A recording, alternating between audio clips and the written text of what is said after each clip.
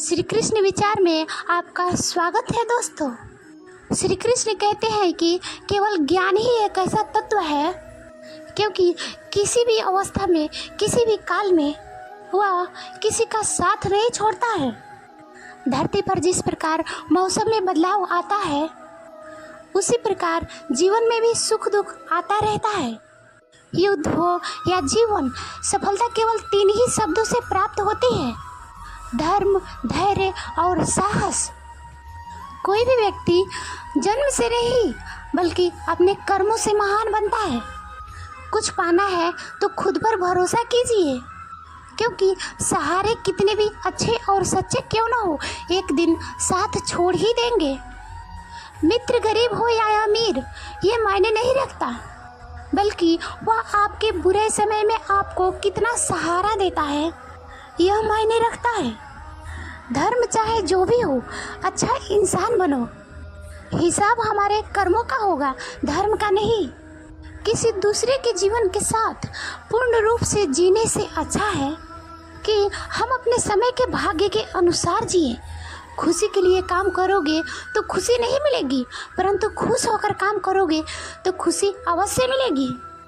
जब आप किसी दूसरे के लिए अच्छा चाहते हो तो वही चीज़ें आपके जीवन में वापस आती हैं। यही प्रकृति का नियम है। आपका मूल्य इस तरह नहीं होता कि आप क्या है, आपका मूल्य इससे तय होता है कि आप खुद को क्या बनाने की क्षमता रखते हैं। हंसता हुआ मन या हंसता हुआ चेहरा यही सच्ची संपत्ति है। मनुष्य हमेशा अपने भाग्य को कोसता है, ये जानते हुए कि भाग्य से ऊंचा उसका कर्म है और कर्म करना उसके हाथों में है। कमियां भले हजारों हो तुम में, लेकिन खुद पर विश्वास रखो कि आप सबसे बेहतर करने की हुनर रखते हो। जितना इंतजार वो आपसे करवा रहे हैं, समय आने पर आपको इतना देंगे कि आप संभाल नहीं पाएंगे।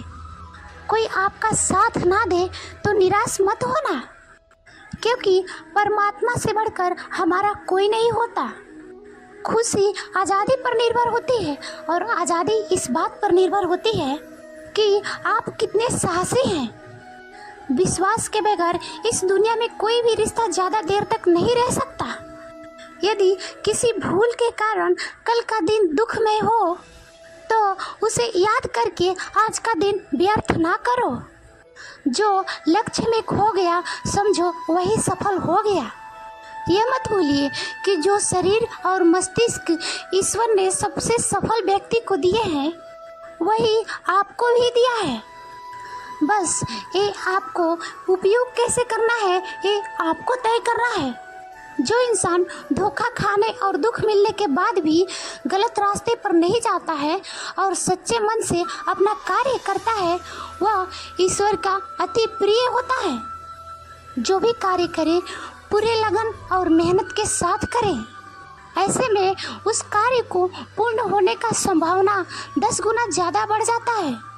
100 झूठ बोलने से बेहतर है कि एक ही बार में सच बोल दिया जाए। ऐसा इसलिए क्योंकि आगे चलकर यहाँ के लोगों को समझ आ ही जाएगा कि आप झूठ हो। बुराई कितनी भी बड़ी और बलवान क्यों ना हो, उसे अंत में पराजित होना ही होता है। माना कि आप किसी के भाग्य नहीं बदल सकते, लेकिन अच्छे प्रेरणा देकर किसी के मार्गदर्शन तो कर सकते हैं। भगवान कहते हैं जीवन में कभी मौका मिले तो सारथी बनना, स्वार्थी नहीं। एक छोटा बदलाव एक बड़ी कामयाबी का हिस्सा होता है। प्रतिदिन अपने अंदर छोटे छोटे बदलाव लाएं। यही बदलाव आपके भविष्य का निर्माण करेंगे। अंधेरे में जब हम दिया हाथ में लेकर चलते हैं तो हमें यह भ्रम रहता है कि हम दिए को लेकर चल रहे हैं, जबकि यह सत्य है क्योंकि दिया हमें लेकर चल रहा होता है। जीवन में अहंकार की बीमारी शराब जैसी होती है।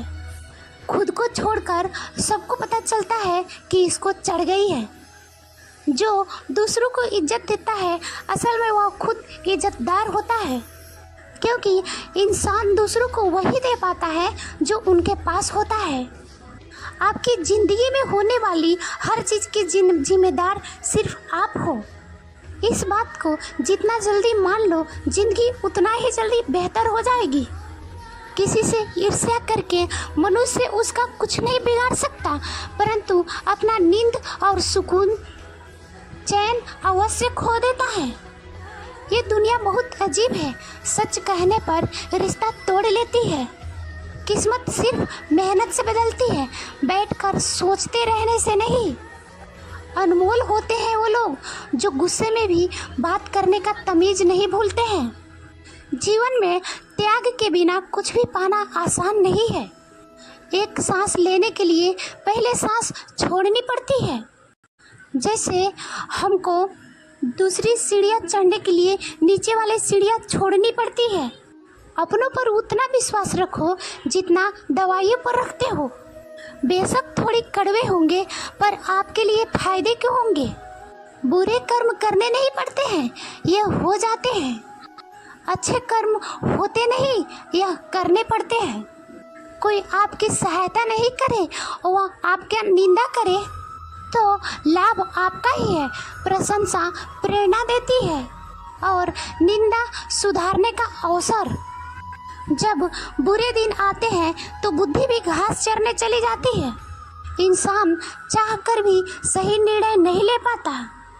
इसलिए तो कहा जाता है कि इंसान बुरा नहीं होता, सिर्फ उसका समय बुरा होता है। सरल व्यक्ति के साथ किया गया छल आपके बर्बादी के सारे द्वार खोल देता है। चाहे आप कितने भी बड़े शतरंज के खिलाड़ी क्यों ना हो, समय कभी भी रुकता नहीं। आज यदि बुरा चल रहा है तो कल अवश्य ही अच्छा आएगा। आप केवल निस्वार्थ भाव से काम कीजिए और वही आपके हाथ में है। परेशानी आए तो ईमानदार रहें, धन आए तो सरल रहें और अधिकार मिलने पर विनम्र रहें, क्रोध आने पर शांत रहें। यही जीवन का प्रबंध कहलाता है। आपका कर्म, आपका व्यवहार आपका पहचान है, वरना एक नाम के तो हजारों इंसान हैं। अच्छा कर्म करने के भी बावजूद भी लोग आपकी बुराइयां याद रखते हैं। इसलिए लोग क्या कहते हैं इस पर ध्यान मत दो। अपने कार्य करते रहो जो आपको अच्छा लगे और ईश्वर को अच्छा लगे। संसार सिर्फ ज़रूरतों पर चलता है। सर्दियों में जिस तरह गर्मियों का इंतजार रहता है, उसी सूरज का गर्मियों में तिरस्कार होता है। जब आप धन कमाते हैं तो घर में चीज़ें रहती हैं। जब आप धन के साथ किसी की दुआ कमाते हैं तो घर में चीज़ें और खुशियाँ और सेहत आती है। सफलता खुशी की चाबी नहीं है, खुशी सफलता की चाबी है।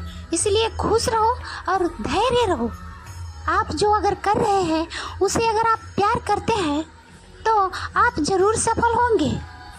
दूसरों को भला करने वाले मनुष्य को हमेशा कष्ट का सामना करना पड़ता है, क्योंकि हमेशा फल देने वाले वृक्ष को पत्थरों की मार सहनी पड़ती है। सत्य से कमाया हुआ धन हर प्रकार से सुख देता है। छल कपट से कमाया हुआ धन दुख ही दुख देता है।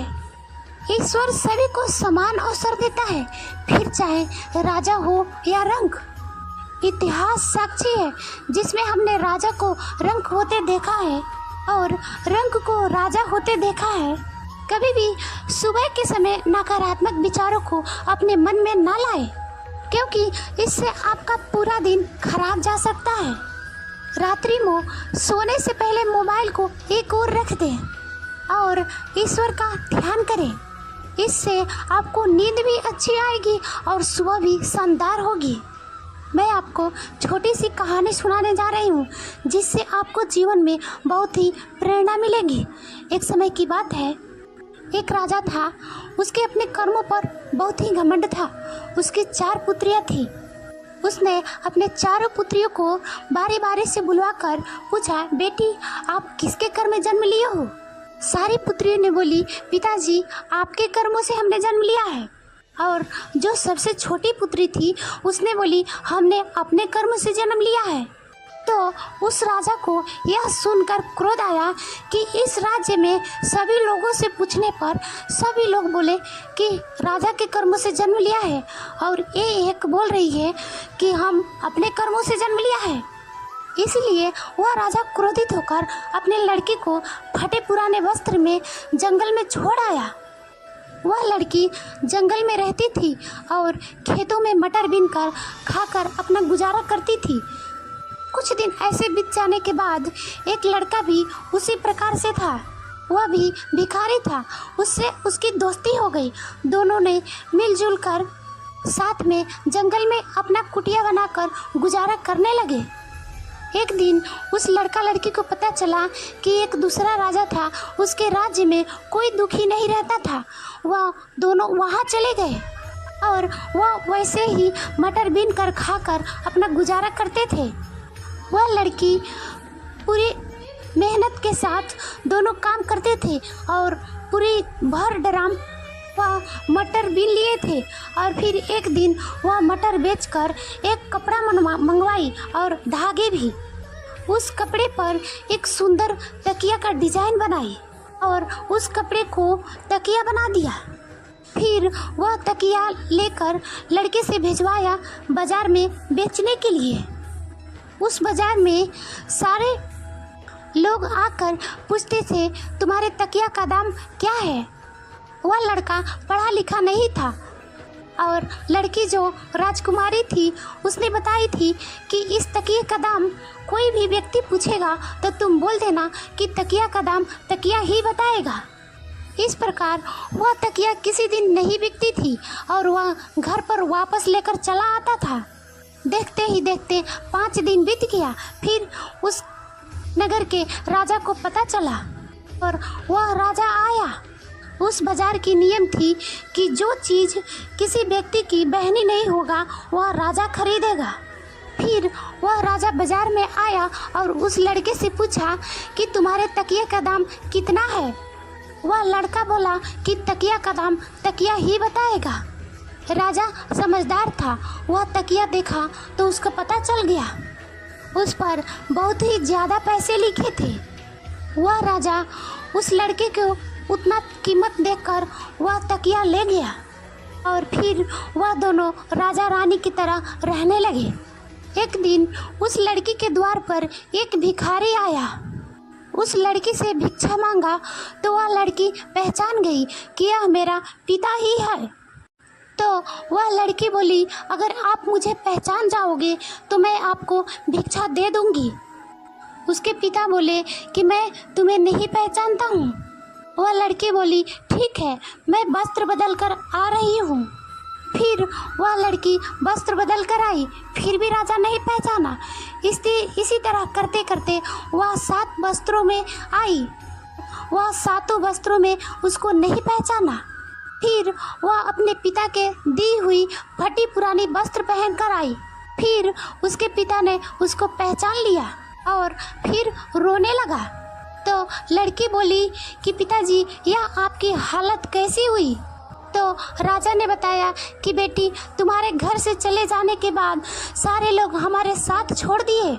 सब बोलने लगे कि यह अपनी बेटी की नहीं हुआ तो यह किसका होगा। और फिर दूसरे राजा ने हम पर हमला करके हमारे राज हड़प लिया और फिर यह हमारी दशा हो गई। फिर लड़की बोली, तो पिताजी, आप हमारे घर पर रह सकते हैं। तो वह राजा बोला कि बेटी, तुम इतनी धनवान कैसे हुई? फिर वह लड़की बोली, पिताजी, मैं कहती थी ना कि मैं अपने कर्मों से जन्म ली हूँ। इंसान को अपने अंदर हुनर हो और बुद्धि हो तो वह कुछ भी कर सकता है। इस कहानी से हमें क्या सीख मिलती है कि इंसान को धन मिलने पर कभी घमंड नहीं करना चाहिए और ना ही अपने कर्मों पर। आप जो चाहे वो कर सकते हैं, क्योंकि आपके आसपास वह लोग हैं कि वह आपको एहसास कराते हैं कि आप कुछ नहीं कर सकते हैं, क्योंकि कहीं ना कहीं आप उनके साथ रहकर उनकी तरह बनने की कोशिश करते हैं। इसलिए उससे बाहर निकलकर अपने क्षमता को पहचानो। दोस्तों, इस वीडियो में बस इतना ही। मिलते हैं अगले वीडियो में। अपना ख्याल रखिए। जय श्री कृष्ण।